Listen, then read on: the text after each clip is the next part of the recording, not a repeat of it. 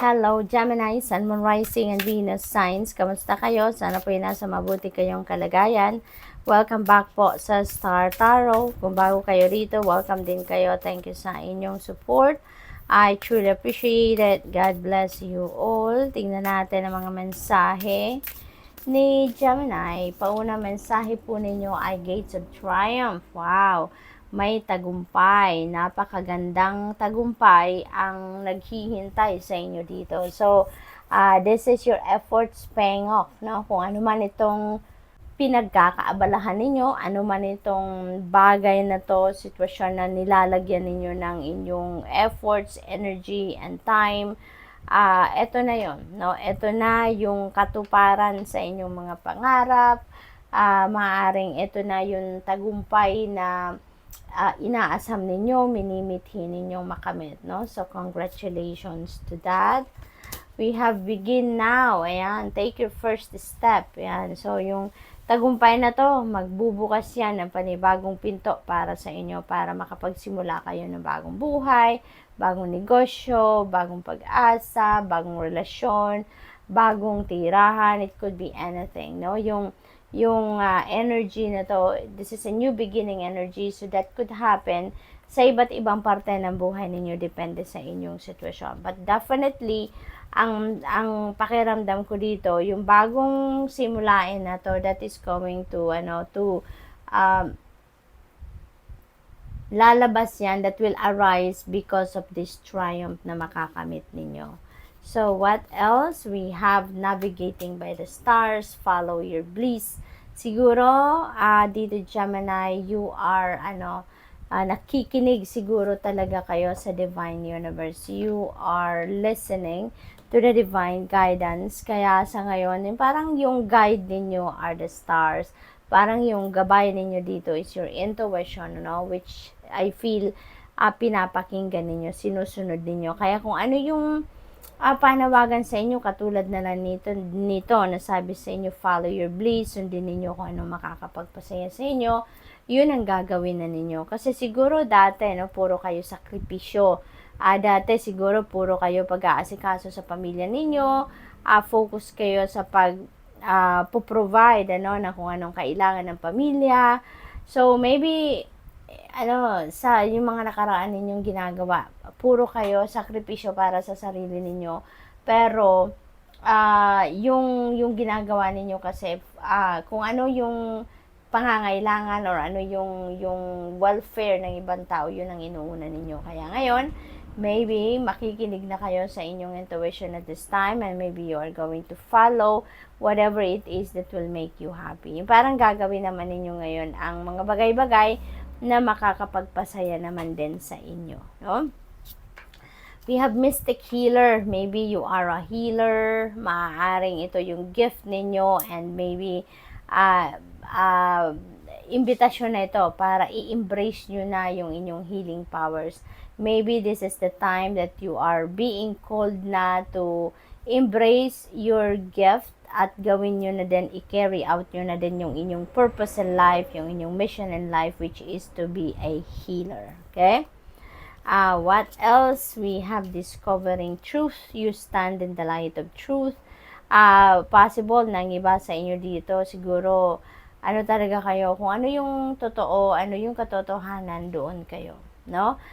Parang hindi kayo itong sumasabay sa kung ano or sumusunod sa gusto ng iba, even if it's not right, even if hindi yun makatarungan. So dito parang ang napipick up ko dito, you are really going to stand by what is katotohanan, what is the truth, what is the totoong nangyayari, yung mga ganon. So you're going to display, yung ninyo, yung prinsipyo din ninyo dito, na kung anong tama, doon kayo. Kung ano ang dapat, doon kayo. Yung ganun ba? Yung hindi kayo mapipilit dito. Hindi kayo papasok sa mga sitwasyon na huwad. Yung ganun, no?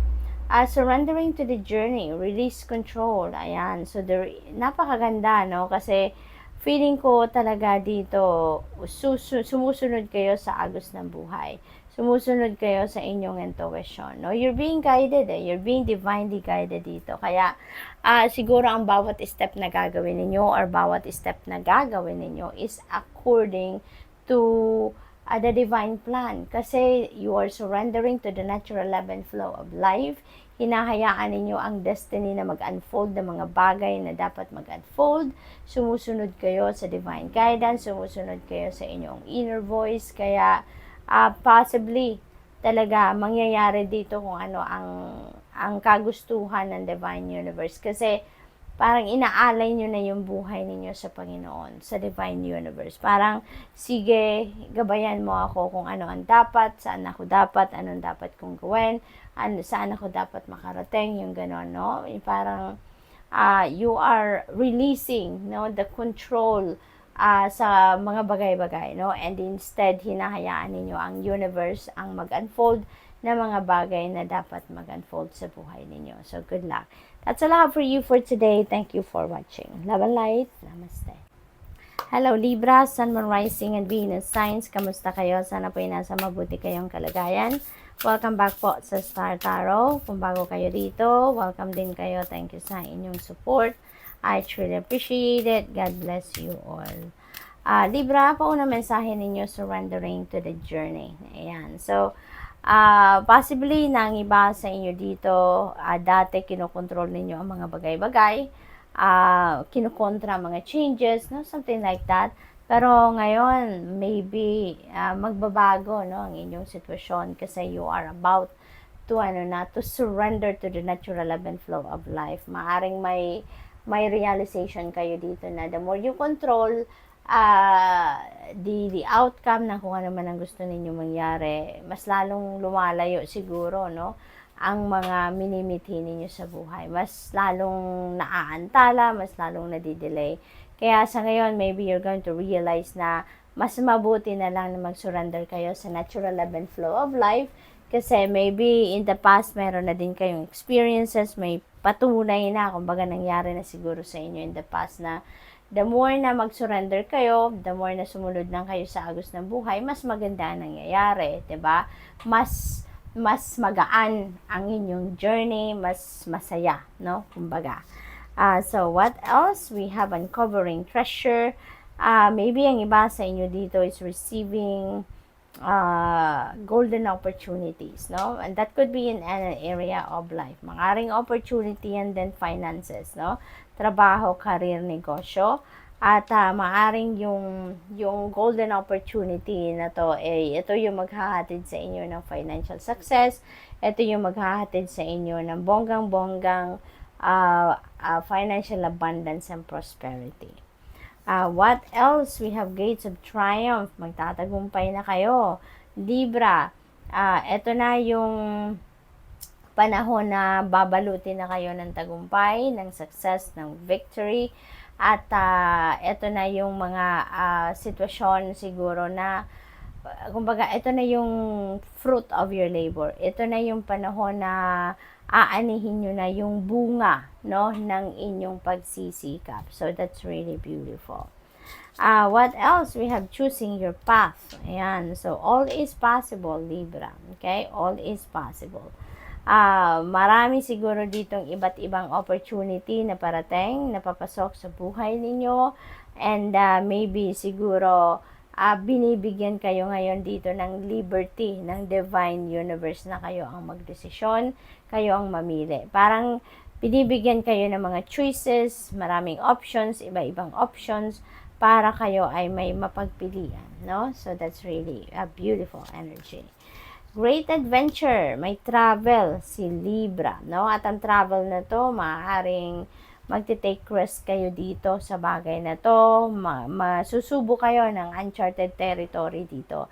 So, siguro you are going to take the leap of faith dito sa bagay na to at mag-venture talaga kayo, no? Possible then na yung opportunity na to is going to require you to come out of your comfort zone. Kaya ngayon, parang panahon na, no, na mag-i-evolve kayo, panahon na for growth, for thriving, for evolving, no? So, napakaganda nito kasi parang buhay na buhay dito ang inyong determinasyon, buhay na buhay dito ang inyong inner strength and courage para sumubok ng mga bagong avenues. What else? We have desert passage, trust there's a divine plan. Ayan. So, napakagandang reminder para sa inyo, okay, na there is a divine plan na dinesign ang universe para sa atin, para sa lahat, sa atin, sa bawat isa, no? Kaya, even though yung mga nangyayari sa buhay ninyo ngayon doesn't seem like may magandang papupuntahan, may movement, alam mo yun, yung parang wala kayong nararamdaman na changes, wala kayong nakikita o naobserbahan na magandang ganap, something like that, you know, but magtiwala kayo na merong magandang plano para sa inyo ang divine universe, no? Isipin nyo lang na lahat, no, ng bagay, everything happens in divine order and timing.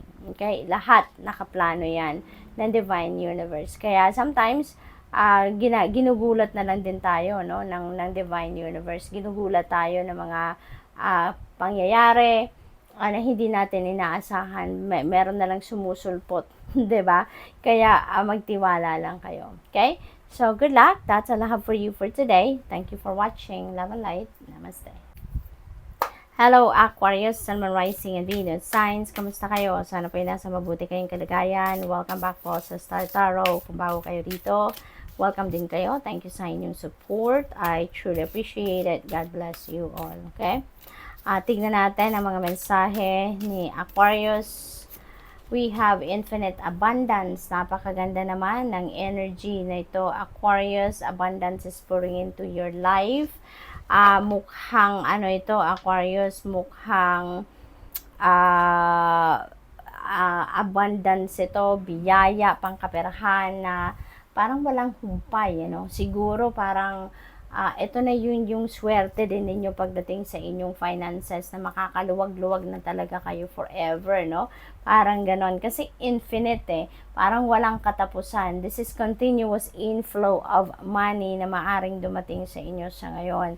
And possible din na hindi lang ito kaperahan, maaring aside from infinite abundance of money, maaari din na meron pang abundance of different form na maaring mangyari sa buhay ninyo. Kaya napakaganda, napakaluwag, napakagaan, na maaring mga biyayang ito na parating sa inyo.